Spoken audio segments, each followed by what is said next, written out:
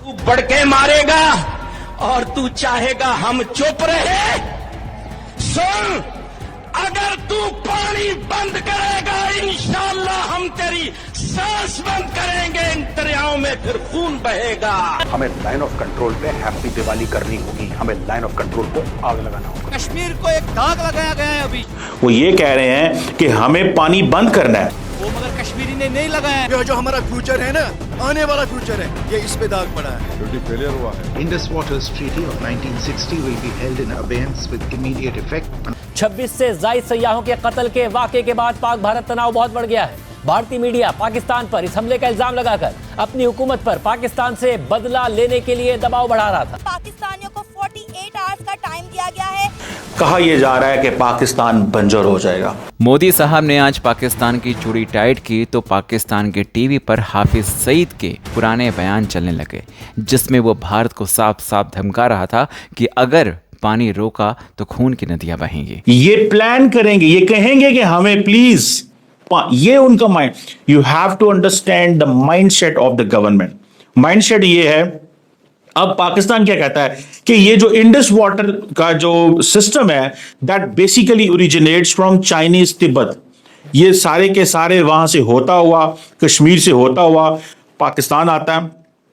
पाकिस्तान की 90% पाकिस्तान की जो एग्रीकल्चर है that is sustained by this. It means 250 million people can die. If there is no food, no agriculture, no production, हमारी condition तो बन जाएगी दुबई वाली, सऊदी अरब वाली। सो इंडिया कहता है कि ये जो पाकिस्तान के 250 मिलियन लोग हैं, इन तक पानी बंद करो, टूटी बंद कर दो, ये खुद ही इनकी जो है वो मौत हो जाएगी। That is what is the purpose, जो पर्पस नजर आ रहा है।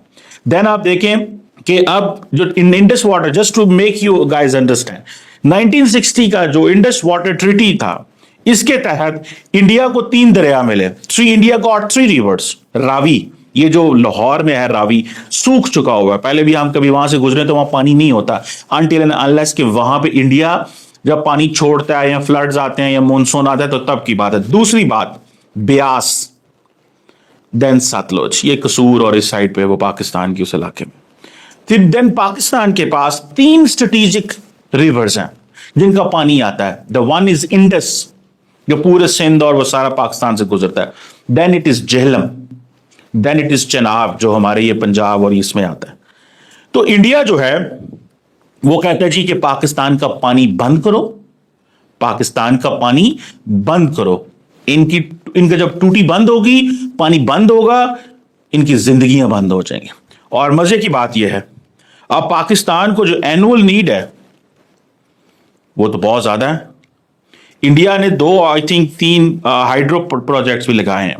एक तो किशन गंगा है 350 मेगावाट का, 330 megawatt. Then there is a Baglihar 90 megawatt. Then there is Ratle 850 megawatt, वो भी सुना जल्दी आ रहा है। पाकिस्तान के पास क्या ऑप्शन है? क्या इंडिया जो है वो पानी का रुख मोड़ सकता है?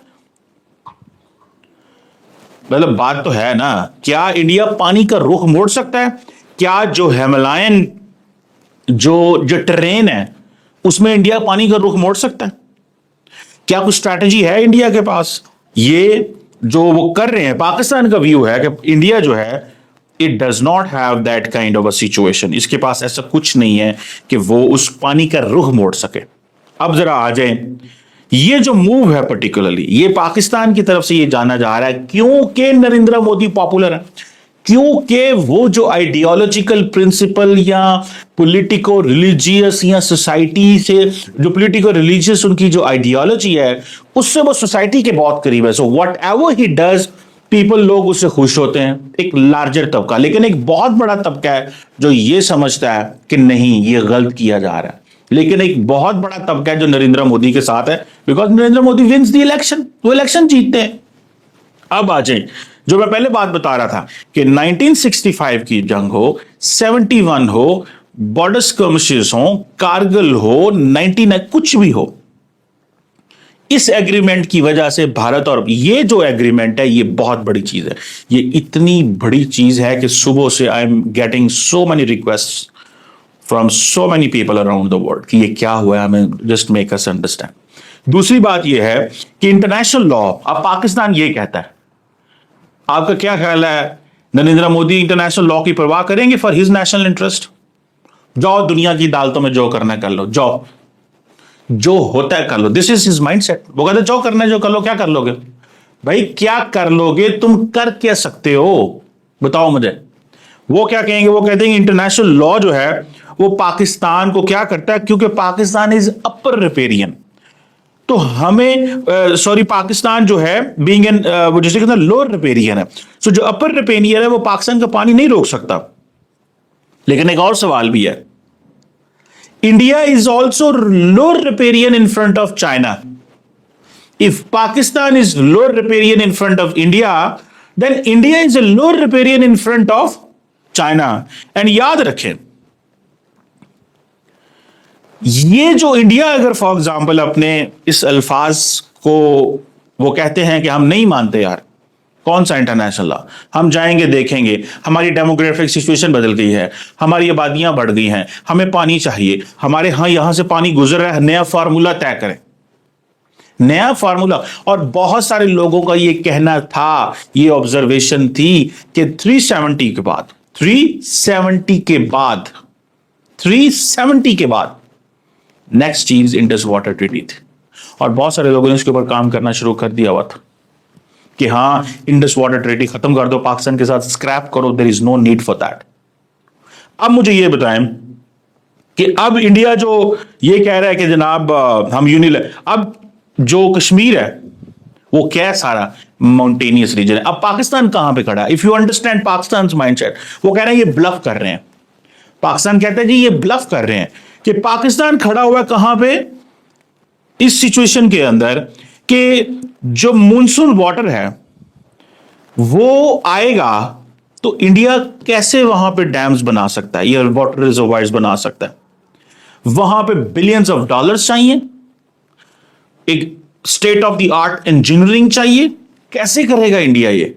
And it needs a lot of time. इसको पानी को रोकना ही बहुत सारा मुश्किल काम है। को पानी ये तो नहीं है कि आपने एक छोटा सा ढक्का लाया था चल पानी खिलो गया, भाई this is natural, it is coming, कहां ऊपर से आ रहा है। सो ये चीज है। दूसरी बात ये है कि अब पाकिस्तान ये कह रहा है कि सारी बात है ये पाकिस्तान को फ्रेजाइल करता है, दैट मेक्स पाकिस्तान कमजोर, वीक। पाकिस्तान की नेशनल सिक्योरिटी से कॉम्प्रोमाइज होती है, पाकिस्तान की नेशनल सिक्योरिटी से कॉम्प्रोमाइज होती है, ये याद रखें इस चीज को। और अगर पाकिस्तान की नेशनल सिक्योरिटी से कॉम्प्रोमाइज होती है तो what will Pakistan do? Pakistan कहता है we will do everything that basically जिससे हमें पावर मिले, जिससे हम सिक्योर हों, वो कुछ भी हो सकता, और हम अपना जो नेशनल इंटरेस्ट है उसको डिप्लोमेटिक एंड लीगल तरीके से सिक्योर करेंगे। ये कोई चीज नहीं होती, याद रखें, डिप्लोमेसी और लीगल कुछ नहीं होता, असल चीज होती है पावर। उन्होंने आपको मैयर किया, मैयर करके उन्होंने आपसे ये फैसला लिया। आप जितनी मर्जी डिप्लोमेसी लीगल करते रहें, ये कुछ भी नहीं है, ये सिर्फ अल्फाज का गोरख धंधा है। सरजीत, दुनिया को अपना केस साबित करने में अदालतों दहाइयां लग जाती हैं। वहीं पर पाकिस्तान के जो रक्षा मंत्री हैं ख्वाजा आसिफ, उन्होंने धमकाया है कि अगर भारत पाकिस्तान पर हमला करता है तो उसके बाद हम चुप नहीं बैठेंगे और हम भारत को करारा जवाब देंगे। भाई पहली बात तो यह है कि तुम्हारे उल्टे दिन शुरू हो गए हैं। जो कायराना हरकत तुमने पहलगाम में की है, तुमने अपने पैर पर कुल्हाड़ी मारी है। भारत सरकार को चाहिए कि अब बयानबाजी बंद करे और सीधा सैन्य कार्यवाही पाकिस्तान के ऊपर होनी चाहिए। हालांकि इस दिशा में कई सारे जो प्रयास है वो किए जा रहे हैं। वाटर ट्रीटी जो था वो बंद कर दिया गया है, अटारी बॉर्डर सील कर दिया गया है। वहीं पर पाकिस्तानी जो भारत में किसी न किसी माध्यम से रह रहे थे, उन सबको एक अल्टीमेटम दिया गया है कि 48 घंटे के अंदर आप भारत छोड़ दो, नहीं तो उसके बाद हालात ख़राब हो जाएंगे। और रही बात पाकिस्तान जो अभी धमका रहा है, जिस तरह से वो बार बार ना ये समझ रहा है कि भाई जंग होने वाली है, तो भाई अगर तुमको जंग चाहिए ना तो जंग होगी, और जंग होगी ना तो खामियाजा भाई तुमको भुगतना पड़ेगा। तुम्हारी पिद्दी से जो आर्मी है, तुम्हारी फौज है, जो कपड़े उतारने में, सलवार उतारने में माहिर है, लेकिन एक बात जरूर ध्यान रखना कि वो पहले वाला वक्त नहीं है। ये मोदी का वक्त है जहां पर अगर मारेगा ना तो पानी भी नहीं पूछेगा। और पिछली बार तो कम से कम तुमको बाइज्जत भेज दिया था, जाओ यार यहाँ से। इस बार तुम सब मारे जाओगे और तुम्हारा बिरादर मुल्क जितने भी हैं कोई तुम्हें बचाने नहीं आएगा, क्योंकि तुम्हारे साथ कोई खड़ा ही नहीं है।